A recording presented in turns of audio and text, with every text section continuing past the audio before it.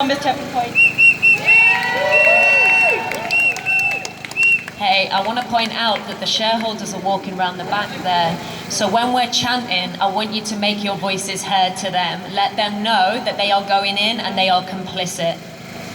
While fat cat profiteers, overpaid CEOs and greedy shareholders sit in this very building today discussing their profits, based off the world that they've exploited, and we all continue to suffer. Decisions made by the very people in this building mean that as we speak, their finance is directly paying for the bombing of Gaza, the flooding of Brazil, the burning of Indian forests, the killing of innocent children, and the exploitation of communities and their lands globally.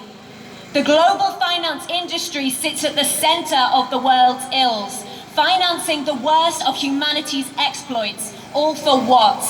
For profit, for bonuses, for infinite capital greed, for growth. Palestine, migration, climate, all of our struggles, they are entirely interlinked by the funding that facilitates them. Climate justice is migrant justice. Migrant justice is justice for Palestine. Palestine liberation is climate justice. And united we stand across the world in demanding that the global finance industry divest completely and immediately from oppressive and exploitive industries. The science is there. We have exceeded what our planet can tolerate. Shame on Barclays for continuing its finance of the fossil fuel industry. The stories are there. Gaza cannot withstand the genocide happening on its lands. Shame on Barclays for continuing its finance of the arms industry. The media show us every day migrants are dying because the borders are solid and rigid. Shame on Barclays for continuing its finance of the border and surveillance industry. And not just globally are we seeing the consequences of this greed play out, but also right here in Scotland on our land, the effects of Barclays' greed can be seen and felt. Barclays chooses to prop up major energy companies who exploit the workers of this nation, putting hundreds and thousands of us in fuel poverty, unable to heat our home. Over 500 people in Scotland died from fuel poverty alone in the winter just gone. Barclays also chooses to pour its money into the private company responsible for operating Dungavel Detention Centre, where hundreds of migrants are held and denied their basic human dignities. Barclays chose prior to Christmas 23, a time for community and family, to cut the jobs of 2,000 Scots working for the company, all to save $1 billion in profit. Barclays chooses to finance the airlines responsible for deporting our neighbours illegally to Rwanda. We've watched this play out just this week at the Brand Street Immigration Centre in Glasgow.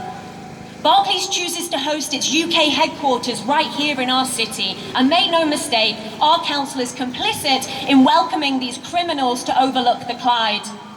The global finance industry is rigged. It's broken and it's unfixable. We deserve a publicly owned democratic finance system where we, the people, choose where our money is invested.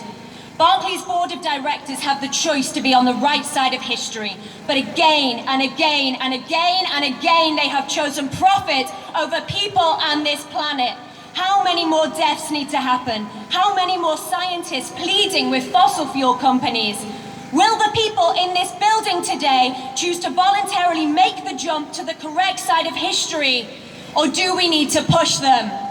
We stand today side by side in solidarity with one another all across our movements to tell Barclays loud and clear, divest now. Same struggle, same fight, climate justice, human rights. Same struggle, same fight, climate justice, human rights. Same struggle, same fight, climate justice, human rights. And speaking of the many scientists who are telling our media and our public again and again how much we need to stop investing in fossil fuels as of yesterday, I'd like to welcome Jen. Where is